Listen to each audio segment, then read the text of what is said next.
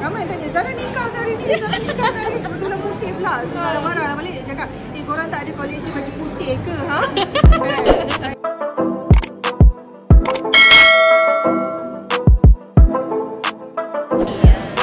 Hari ni saya minta makeup artist saya, Nadia Nordin, makeupkan Arabic style. Ada tak ciri-ciri Arabic walaupun makeup, tak makeup, biasa natural kan. So hari ni lain daripada lain. Selalunya Zara macam tu lah, bila event Zara akan all out. Kalau hari-hari biasa, biasa je lah. Tadi pun sebelum datang sini Zara sempat lagi buat live. Ramai tanya, Zara nikah hari ni, Zara nikah hari ni. Kebetulan putih pula. Zara marah lah balik. Cakap, korang tak ada koleksi baju putih ke? Ha? Kan? Saya ni ada event. Orang tak boleh terima Zara makeup tebal tau. Zara fahamkan diorang sebab Zara selebriti, Zara ada photoshoot, ada nak keluar TV. Kalau Zara keluar TV buruk pun orang marah kan. So macam mana saya ni? Alhamdulillah, memang ramai yang menantikan drama terbaru dari Zara Zia sebenarnya. Tapi due to my condition, health condition, sebelum ni saya bukan rehat yang agak panjang. Dan kebetulan bila saya dalam proses recovery dah boleh aktif sikit, saya dapat offer yang pertama daripada Kak Siti Osman. So of course bila dapat bekerja dengan Kak Siti tu memang saya rasa it's a good news lah for me kan. Alhamdulillah. Kemudian pula kolaborasi yang pertama antara Zara Zia dengan Kak Siti, dan watak yang dibagi pun memang sangat-sangat bersabar ya. So dia mampu ni dia lain daripada lain sebab dia konflik antara keluarga, adik-beradik, ipar dan sebagainya, bukan konflik cinta.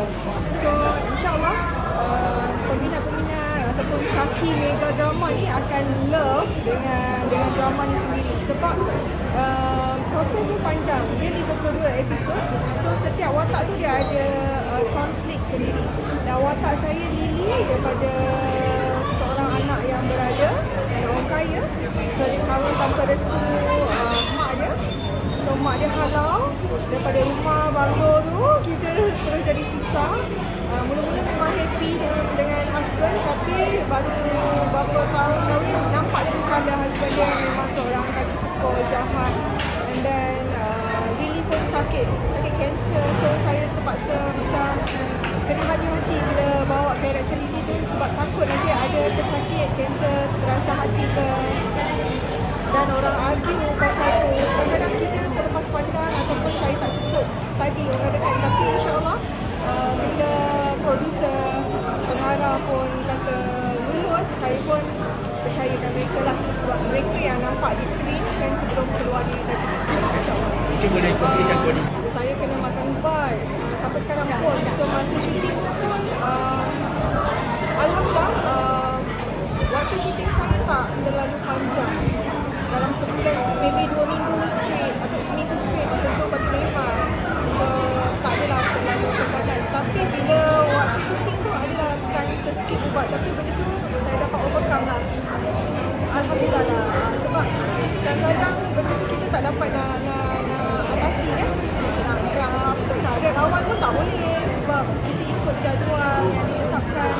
So alhamdulillah apapun yang berlaku masa set tak adalah masalah besar sangat. Semuanya boleh diatasikan. Saya buka rumah tak migraine bila panas.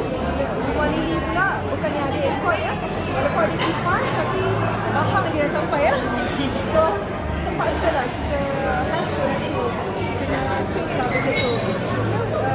Hasilnya dipertontonkan orang akan puas hati, dan saya rasa masa kita bekerja tu sakit kena hadap tu lah kan.